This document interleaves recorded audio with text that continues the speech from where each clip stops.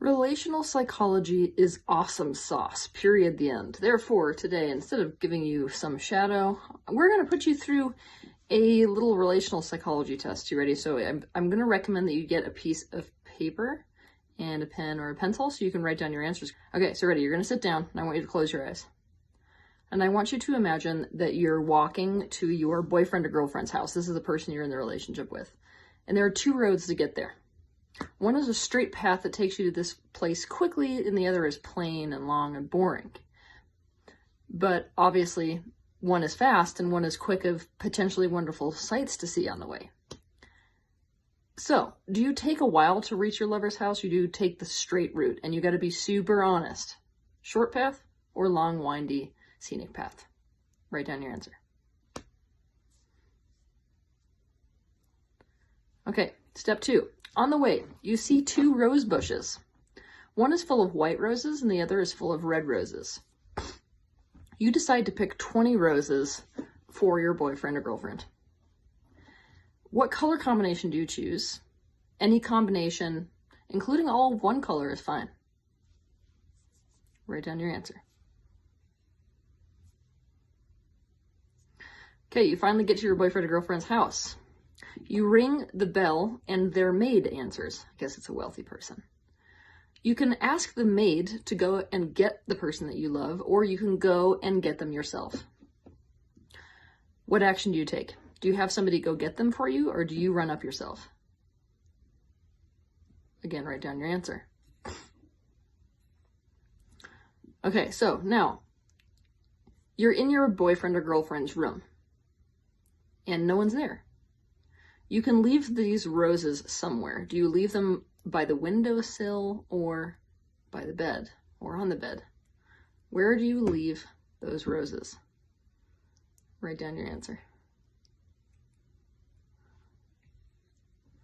Okay, later it's time for bed. So you and this person that you're madly in love with go to bed in separate rooms. You wake up in the morning and you go to your boyfriend or girlfriend's room to check up on him or her, and you enter the room. Is he or she awake or sleeping?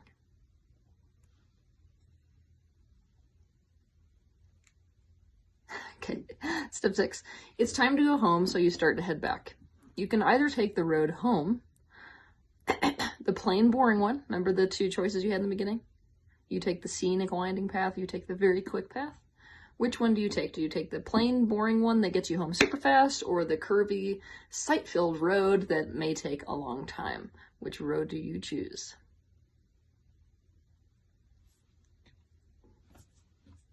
Okay, so that's the test.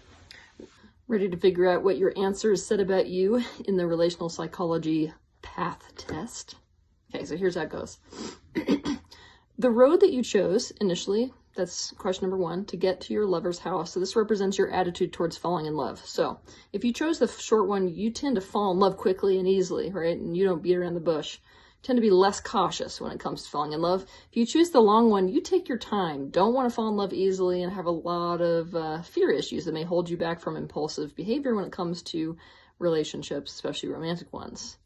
2, the combination of roses that you choose to give your loved one, right? The number of red roses represents how much you expect to give in a relationship, and the number of white represents how much you expect to get in a relationship. So let's say that a person chose all red with 1 white. This person gives 90% in the relationship, but expects to receive only 10% back. See why it's important to be honest during these tests? Okay, so number 3. If you ask the maid to get your loved one, or if you do it yourself, this question is really about your attitude towards handling relationship problems. So if you ask somebody else to go get your loved one, then you may be the type of person who beats around the bush. Maybe you ask a third-party person to intervene. You don't really take personal ownership as much of your relationships, and avoidance of problems probably runs high in your psychology. However, if you go to find your loved one yourself, you're a really direct person. If there's a problem in a relationship, you tend to confront it, you want to deal with it, and you want to work it out immediately. You hate that lack of resolve.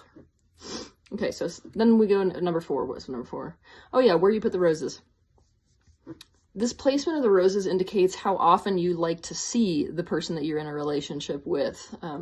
Placing roses on the bed means you need lots of reassurance in a relationship, high degrees of insecurity in the relationship. You want a lot of intimacy. You want to live a life together, and you want to see your loved one every day, you know, if possible.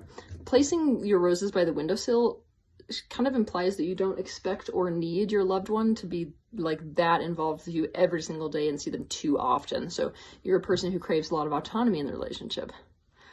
All right, so do you find your loved one asleep or awake? I think we went in the morning, right? Yes, you go in the morning, you find your loved one asleep or awake. Which one is it? Finding them asleep means that you have the tendency to accept your loved one exactly as they are. You tend to be more unconditional and less demanding in relationships. Finding them awake means that you actually expect the person who you're in a relationship with to be a specific way or to change for you if there's a problem that you run up against in the relationship. So you don't have a high degree of acceptance for compatibility.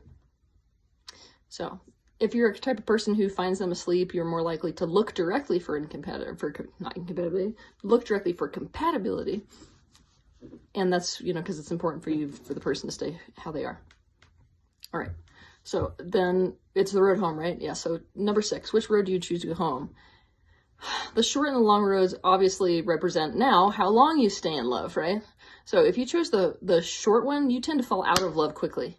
So you may be the type of person who bounces out of a relationship right into a new one, or, you know, it's hard for you to keep it for the long haul. If you chose the long one, you tend to stay in love for a very long time, and it's very hard for you to get over the relationships that you're in.